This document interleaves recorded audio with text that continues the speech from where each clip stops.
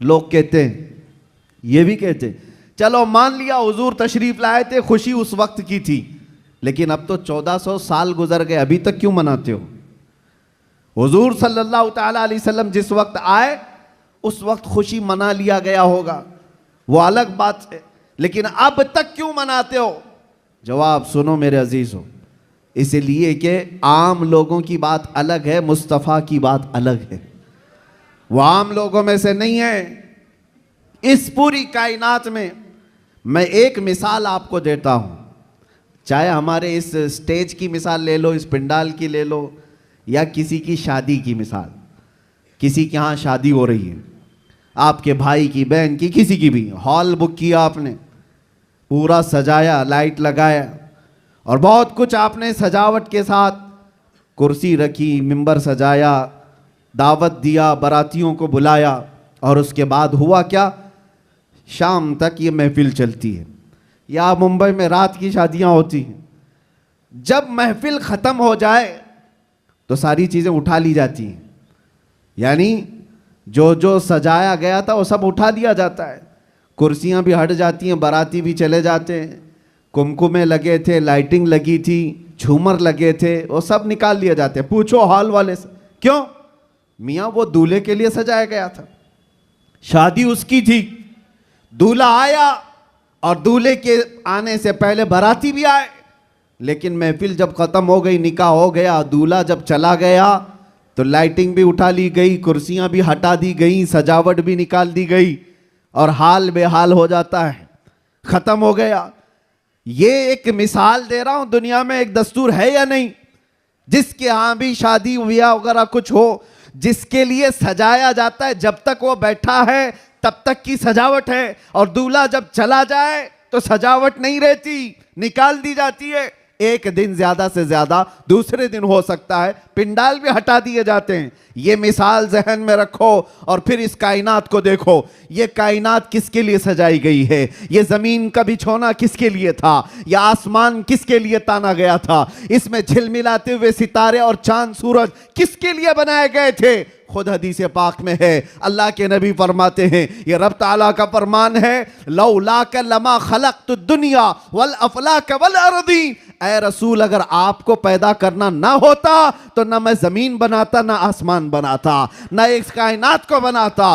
पता ये चला कि जो कुछ भी बना है वो मुस्तफ़ा के लिए बना है। वो जो न थे तो, और वो जो ना हो तो, जमीन का बिछोना मेरे मुस्तफ़ा के लिए बिछाया गया, आसमान की ये नीलगूं चादर मुस्तफ़ा के लिए तानी गई, इसमें सजावट, चांद सूरज तारे, ये सब सजाए गए, और फिर 1,24,000 कमोबेश अंबिया बाराती बन करके तशरीफ लाए। हर आने वाला नबी मुस्तफ़ा के आने के कसीदे पढ़ता था, बाद आने वाले आखिरी नबी की बशारतें देता था। अब सुनो मेरे अजीजों, ये दरख्तों की सजावट, ये समंदरों की लहरें, ये नदियों की बहारें, और जो कुछ भी दुनिया में सजावट है, पता तो ये चला ये मुस्तफ़ा के लिए है, ये हुजूर के लिए सजाया गया। अंबिया की ये बारात आई, 1,24,000 कमोबेश, वो आखिरी नबी के आने की बशारत सुनाने के लिए आते रहे।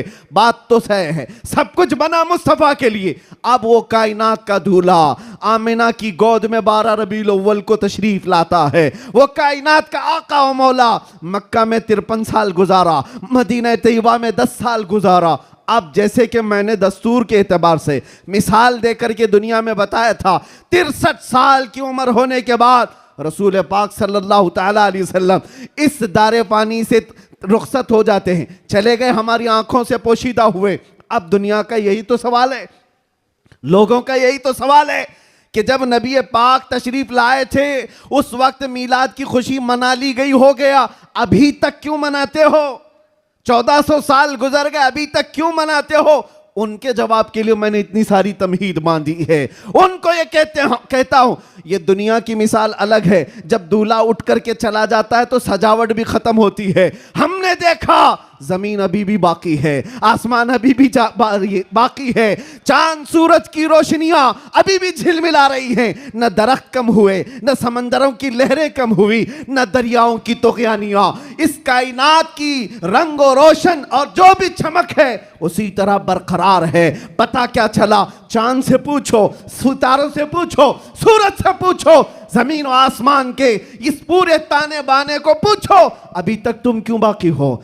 दूल्हा तो चला गया, दूल्हे के लिए जो चीज सजाई जाती है, जब दूल्हा जाता है तो सजावट भी चली जाती है। इनसे पूछो अभी तक तुम क्यों बाकी हो? जमीन भी तुम्हें थप्पड़ मार कर कहेगी, आसमान भी पुकार कर कहेगा, नादान तू क्या समझता है? उस रसूल पाक को चले गए, नहीं गए, तू जिंदा है वल्लाह, तू जिंदा है वल्लाह, मेरी चश्मे आलम से छुप जाने वाला। सुभान अल्लाह, सुभान अल्लाह। नारे तकबीर, नारे रिसालत, सरकार की आमद, सरकार की आमद।